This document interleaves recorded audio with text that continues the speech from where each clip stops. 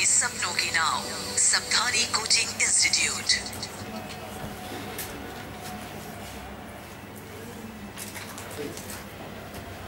Good morning class.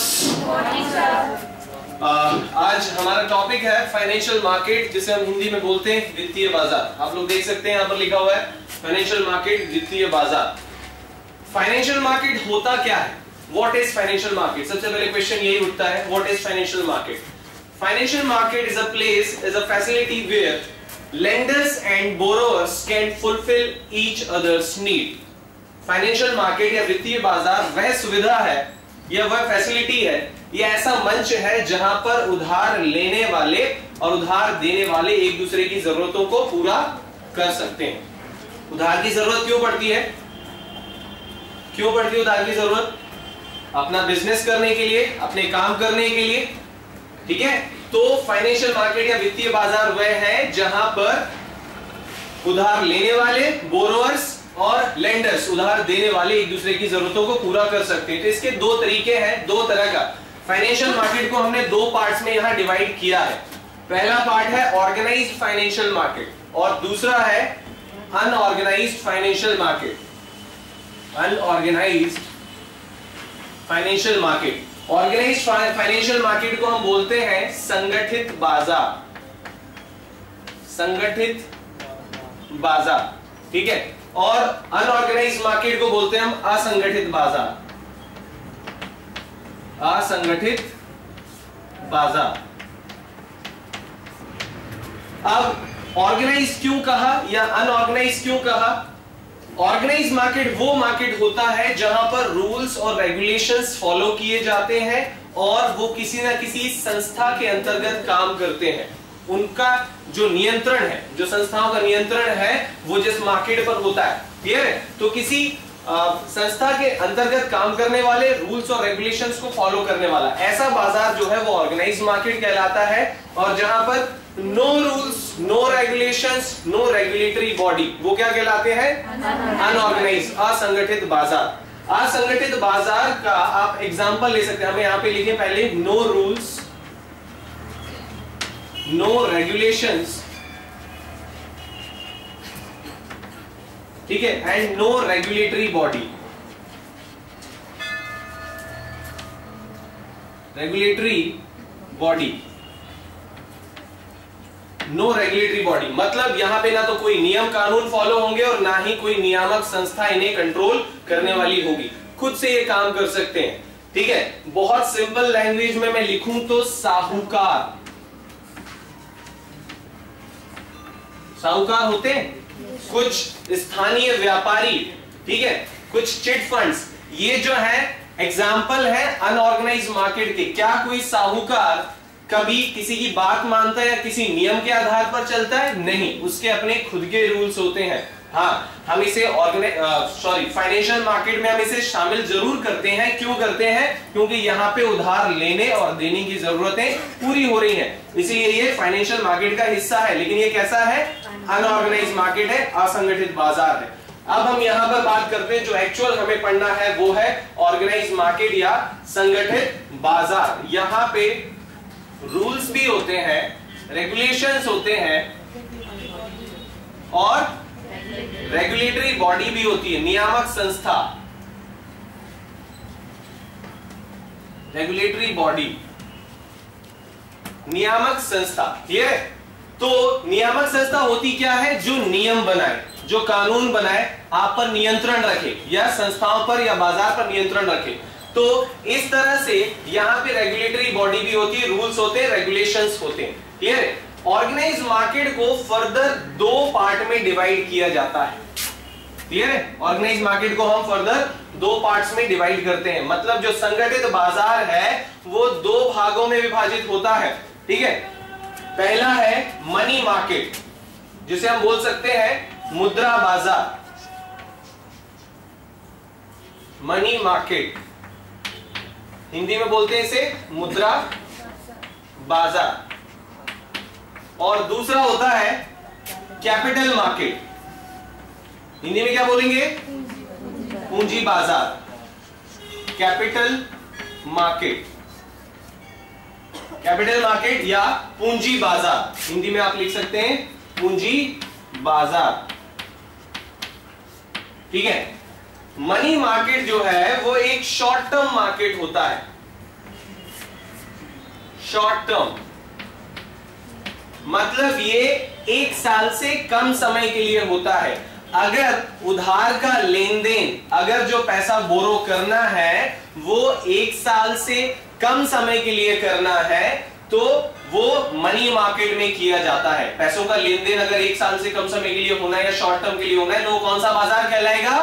Money market बाजार कहलाएगा या मुद्रा बाजार, मनी मार्केट कहलाएगा। फिर ये शॉर्ट टर्म होता है, उसके बाद इसका टाइम पीरियड कितना होता है? लेस देन 1 ईयर, ठीक है। फिर इसकी रेगुलेटरी बॉडी भी होती है, मैंने बताया है कि दोनों में ही एक नियामक संस्था होती है जो उसके लिए रूल्स और रेगुलेशंस बनाती है। तो मनी मार्केट के लिए रूल्स और रेगुलेशंस बनाने वाली संस्था प्लस इसकी नियामक जो संस्था है या रेगुलेटरी बॉडी है वो कौन सी है? RBI, reserve bank of India. Reserve bank of India इसके लिए रूल्स और रेगुलेशंस बनाती है, ठीक है।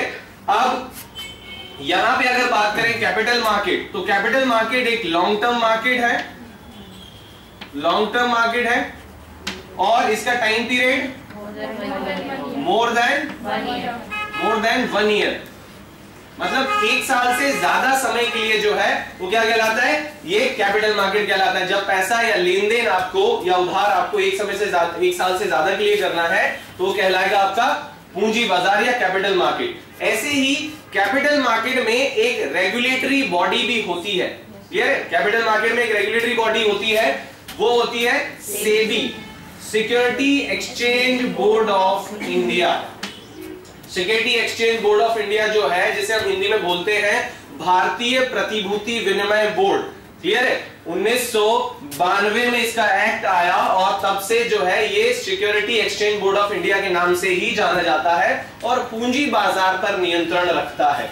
मनी मार्केट पे कंट्रोल किसका होता है? आरबीआई का। और कैपिटल मार्केट पे कंट्रोल किसका होता है?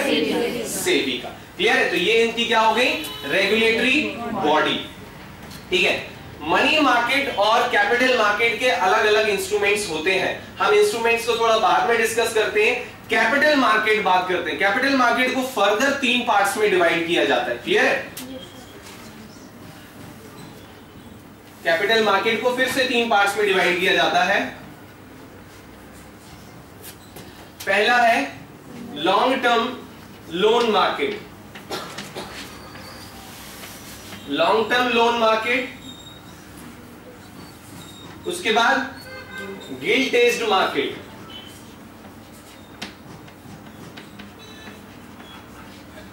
गिल्ट-एज्ड मार्केट,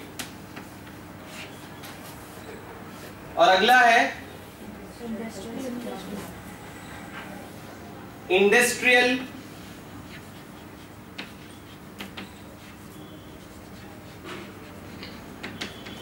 सिक्योरिटीज मार्केट, ठीक है। लॉन्ग टर्म लोन मार्केट मतलब लंबी अवधि के लिए जो लोन दिए जाते हैं। गिल्ट-एज्ड मार्केट, गिल्ट-एज्ड मार्केट बोला जाता है सरकारी प्रतिभूतियों को, सरकारी जो बॉन्ड जारी होते हैं वो जहां पे इशू होते हैं वो उस बाजार को बोला जाता है क्या? गिल्ट-एज्ड मार्केट, क्लियर है? गिल्ट-एज्ड मार्केट बोला जाता है। इंडस्ट्रियल सिक्योरिटीज मार्केट, जब कंपनियों को, उद्योगों को पैसों की जरूरत होती है तो वो अपनी सिक्योरिटीज इशू करते हैं और उन सिक्योरिटीज के बदले उन्हें पैसा मिलता है। और वो सिक्योरिटीज कौन सी होती है? शेयर्स, बॉन्ड्स और डिबेंचर्स, वो इशू करते हैं। शेयर, बॉन्ड और डिबेंचर इशू करके जो है यहां पे पैसा हासिल किया जाता है। तो कुल मिला के फाइनेंशियल मार्केट में जब भी कोई डाउट हो कि भैया ये इंस्ट्रूमेंट करता क्या है, तो फाइनेंशियल मार्केट का एक ही उद्देश्य है, वो उद्देश्य है पैसा लेना और पैसा देना। मतलब कहीं ना कहीं हर इंस्ट्रूमेंट का एक ही उद्देश्य है पैसा उधार लेना या पैसा उधार देना। मनी मार्केट में 1 साल के लिए लिया जाता है और कैपिटल मार्केट में 1 साल से ज्यादा समय के लिए लिया जाता है। फिर उसके बाद बात करते हैं कि मनी मार्केट में हिस्सा कौन कौन लेता है, ठीक है? कौन है जो मनी मार्केट में हिस्सा लेता है? तो सबसे पहले कॉमर्शियल बैंक्स, जो कॉमर्शियल बैंक्स हैं वो इसमें हिस्सा लेते हैं, क्लियर? उसके बाद फिर कुछ NBFC, some NBFC, non banking financial company, जो बैंक नहीं होती लेकिन फाइनेंशियल कंपनी है, तो सम एनबीएफसीज प्लस बात करें तो कुछ कंपनीज भी होती हैं जिन्हें कौन अलाउ करे, हाँ जिन्हें आरबीआई अलाउ करे, जिन्हें आरबीआई अलाउ करता है वो कुछ कंपनीज। उसके बाद ये जो संस्थाएं हैं ये मनी मार्केट में हिस्सा ले सकती हैं, साथ में यहाँ पे आरबीआई भी होता है, आरबीआई भी, क्लियर है, आरबीआई है ही यहाँ पे। तो ये सारे लोग जो है वो मनी मार्केट में हिस्सा लेते हैं। अब बात करते हैं भैया कैपिटल मार्केट में कौन कौन हिस्सा लेता है। तो कैपिटल मार्केट में हिस्सा लेने वाले लोग हैं या जो संस्थाएं हैं वो सारे लोग जो मनी मार्केट में हिस्सा, ध्यान से देखिए, वो सारी संस्थाएं, वो सारे बोल सकते हैं ऑर्गेनाइजेशंस जो मनी मार्केट में सिक्योरिटीज का लेन देन करती हैं, वो सब कैपिटल मार्केट में भी लेन देन करती हैं। लेकिन कैपिटल मार्केट में एक और चीज आ जाती है कि यहां पर इंडिविजुअल इन्वेस्टर्स भी शामिल हो जाते हैं। यहां मनी मार्केट में इंडिविजुअल इन्वेस्टर्स या व्यक्तिगत निवेशक जो है वो शामिल नहीं होते। तो आप क्या लिख सकते हो, all money market plus individual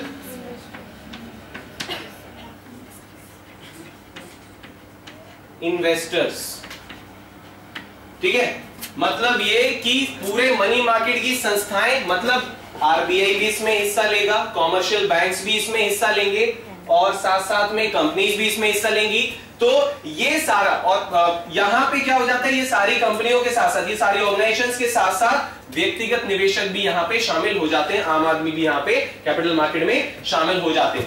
अब हम बात करते हैं एक एक करके इंस्ट्रूमेंट्स की, कि ये मनी मार्केट में और कैपिटल मार्केट में इंस्ट्रूमेंट्स कैसे कैसे होते हैं। तो सबसे अच्छा तरीका मैं आपको बता देता हूं इंस्ट्रूमेंट्स को एक बार में याद करने का। हम लोगों ने शॉर्ट फॉर्म्स बना के रखी हैं, BCCC PTT, कितने हो गए, एक और सी आएगा आपका यहां पे, BCCC PTT,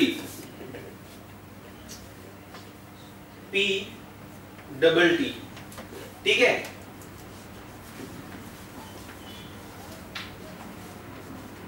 यहां पे B stands for bill of exchange, B stands for bill of exchange, ठीक है। उसके बाद C stands for certificate of deposit, certificate of deposit. Again C commercial paper, again C call money, call money, bill of exchange, certificate of deposit, commercial paper, call money. P stands for promissory note, P stands for promissory note, T stands for treasury bill, treasury bill, and last trade bill, trade bill। एक बार फिर से revise करते हैं, B stands for bill of exchange, C stands for certificate of deposit, commercial paper, now see call money, promissory note, treasury bill and trade bill। ये instruments के नाम आपको याद होने चाहिए और हर इंस्ट्रूमेंट का फिर से वही एक ध्येय वाक्य याद रखें कि फाइनेंशियल मार्केट में किसी भी इंस्ट्रूमेंट के नाम में आपको कंफ्यूजन हो कि भैया ये करता क्या है, तो उद्देश्य तो एक ही है, उधार लेना और उधार देना। जो इशू कर रहा है वो उधार ले रहा है, ठीक है, और जो इसे खरीद रहा है वो उधार दे रहा है, क्लियर है। तो ये जो है वो 7 इंस्ट्रूमेंट्स होते हैं किसके, मनी मार्केट के, क्लियर है। अब जब एक एक करके जब इसे डिटेल में और चार्ट को एलिब्रेट करेंगे तो आगे की क्लासेस में हम इसे और डिटेल में भी पढ़ेंगे। बिल ऑफ एक्सचेंज क्या करता है, सर्टिफिकेट ऑफ डिपॉजिट क्या करता है, कॉमर्शियल पेपर क्या करता है, क्लियर है। अच्छा, अब यहाँ पे हम इंस्ट्रूमेंट वाइज बात करें, ये 7 इंस्ट्रूमेंट के नाम आपको याद होने चाहिए, क्लियर है। हाँ, अब बात करते हैं लॉन्ग टर्म लोन मार्केट में। तो लॉन्ग टर्म लोन मार्केट में क्या होता है, जब कंपनीज को, इंडिविजुअल्स को, यहाँ पे इंडिविजुअल्स भी शामिल हो जाते हैं, कंपनीज को, इंडस्ट्रीज को, इंडिविजुअल्स को बैंक के थ्रू पैसों की जरूरत होती है, क्लियर है। बैंक के थ्रू अगर पैसों की जरूरत होती है तो वो क्या करते हैं, वो बैंकों से लोन लेते हैं ऑब्वियसली लंबे समय के लिए। तो जो लॉन्ग टर्म लोन है वो किसमें आता है, कैपिटल मार्केट में आता है, long term loan market, clear है। तो लॉन्ग टर्म लोन मार्केट का जो इंस्ट्रूमेंट है वो क्या है, लोन है ऑब्वियसली। फिर उसके बाद गिल्ट-एज्ड मार्केट, गिल्ट-एज्ड मार्केट का जो इंस्ट्रूमेंट है वो क्या है? Government bond.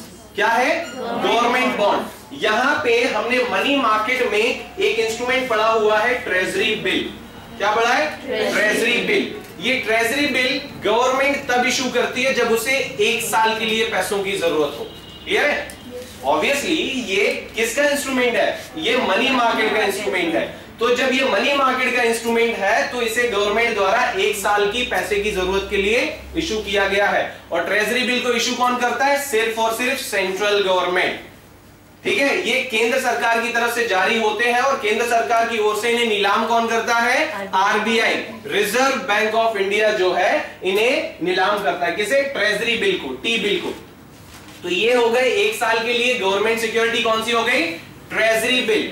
और 1 साल से ज्यादा समय के लिए जब सरकार को पैसे की जरूरत पड़ती है, जब सरकार 1 साल से ज्यादा समय के लिए उधार लेना चाहती है तो क्या करती है? वो गवर्नमेंट बॉन्ड इशू करती है। क्लियर है? और जब गवर्नमेंट बॉन्ड इशू किए जाते हैं तो ये सेंट्रल गवर्नमेंट और स्टेट गवर्नमेंट दोनों के द्वारा इशू किए जाते हैं। ट्रेजरी बिल किसके द्वारा इशू किया जाता है? सिर्फ और सिर्फ सेंट्रल गवर्नमेंट, केंद्र सरकार के द्वारा। और यहां पर ये जो गिल्ट एज मार्केट में गवर्नमेंट बॉन्ड इशू किए जाते हैं वो केंद्र सरकार और राज्य सरकार दोनों के द्वारा इशू किए जाते हैं। और इनका टाइम पीरियड 1 साल से ज्यादा समय के लिए होता है। और ये बॉन्ड मैक्सिमम 30 साल के लिए इशू किए जा सकते हैं। क्लियर है?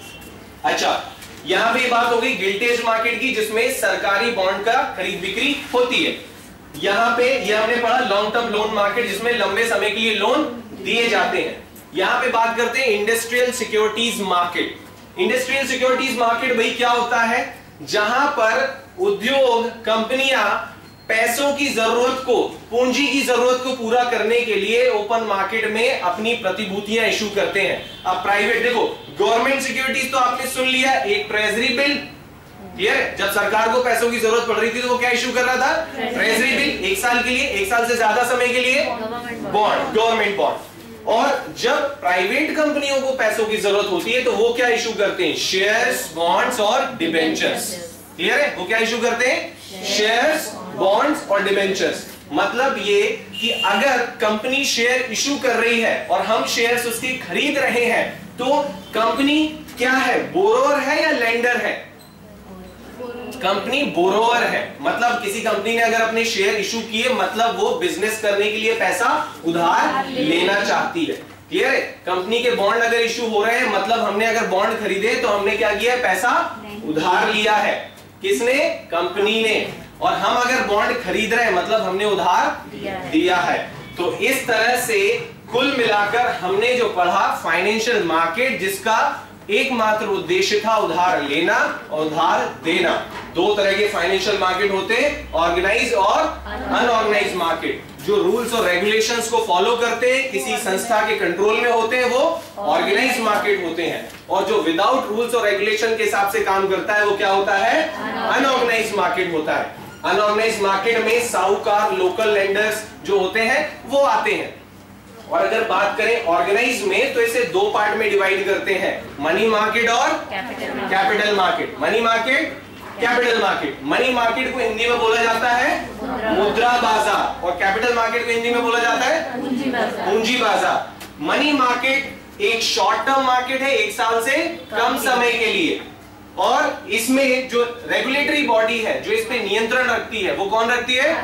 आरबीआई। उसके बाद बात करें तो इसमें हिस्सा कौन कौन लेते हैं? तो कॉमर्शियल बैंक्स, कुछ NBFC, non banking financial company जिसे कौन? आरबीआई अलाउ करे। ठीक है? और साथ में आरबीआई। ये सारी संस्थाएं ही ये जो हमने इंस्ट्रूमेंट्स पढ़े हैं उनकी खरीद बिक्री कर सकती है। और यहां पे अगर हम बात करें कैपिटल मार्केट में तो कैपिटल मार्केट एक लॉन्ग टर्म मार्केट है जो 1 साल से ज्यादा समय के लिए होता है। कैपिटल मार्केट में जो रेगुलेटरी बॉडी है जो नियम बनाती है उसके लिए, पूंजी बाजार के लिए, वो कौन सी है? Securities exchange board of India. ठीक है? कैपिटल मार्केट को फर्दर 3 पार्ट में डिवाइड किया गया है। एक है लॉन्ग टर्म लोन मार्केट जहां लंबे समय के लिए कंपनीज और इंडिविजुअल्स को लोन दिए जाते हैं। गिल्ट एज मार्केट जहां सरकारी बॉन्ड्स का लेन देन होता है। और इंडस्ट्रियल सिक्योरिटी मार्केट जहां पर शेयर्स, बॉन्ड्स और डिबेंचर्स इशू किए जाते हैं। शेयर, बॉन्ड और डिबेंचर इशू करके प्राइवेट कंपनियां क्या करती हैं? मनी बोरो करती हैं, कैपिटल जुगाड़ करने के लिए, बिजनेस कैपिटल जुगाड़ करने के लिए वो क्या करती है? मनी बोरो करती है। मतलब हम अगर शेयर खरीद रहे हैं तो हम क्या कर रहे हैं? कंपनी को उधार दे रहे हैं। अगर हमने शेयर खरीदा है तो हमें प्रॉफिट में हिस्सा मिलता है और कंपनी में हिस्सेदारी मिलती है। लेकिन अगर हमने कंपनी के बॉन्ड खरीदे हैं तो हमें क्या मिलेगा? इंटरेस्ट मिलेगा, हमें प्रॉफिट में हिस्सा नहीं मिलेगा। हम कंपनी के हिस्सेदार नहीं कहलाएंगे। क्लियर है? बॉन्ड में हम कंपनी के हिस्सेदार नहीं कहलाते, हमने सिर्फ कंपनी को पैसा उधार दिया होता है। और शेयर्स में क्या होता है? हम कंपनी के हिस्सेदार कहलाते हैं और हमें उसमें प्रॉफिट में हिस्सा मिलता है। बॉन्ड पे क्या मिलता है? इंटरेस्ट। और शेयर्स पे क्या मिलता है? प्रॉफिट में हिस्सा। क्लियर है? और डिबेंचर क्या होते हैं? ऐसे बॉन्ड जो फ्यूचर में शेयर्स में कन्वर्ट हो सकते हैं, जिनमें हिस्सेदारी मिल सकती है। फिर से सुनो, ऐसे बॉन्ड जो फ्यूचर में शेयर्स में कन्वर्ट होते हैं उन्हें क्या कहा जाता है? डिबेंचर कहा जाता है। क्लियर है? ओके, तो these were all about financial market. We will continue in next class. Thank you everyone. Thank you.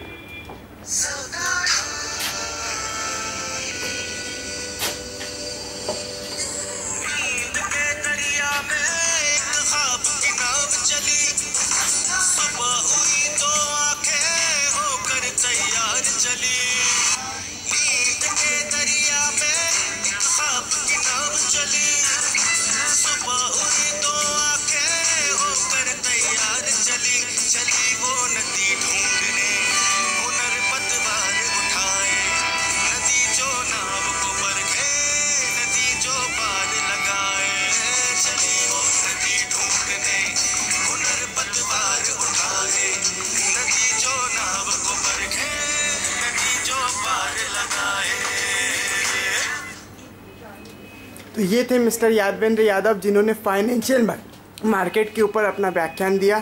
Thank you so much sir.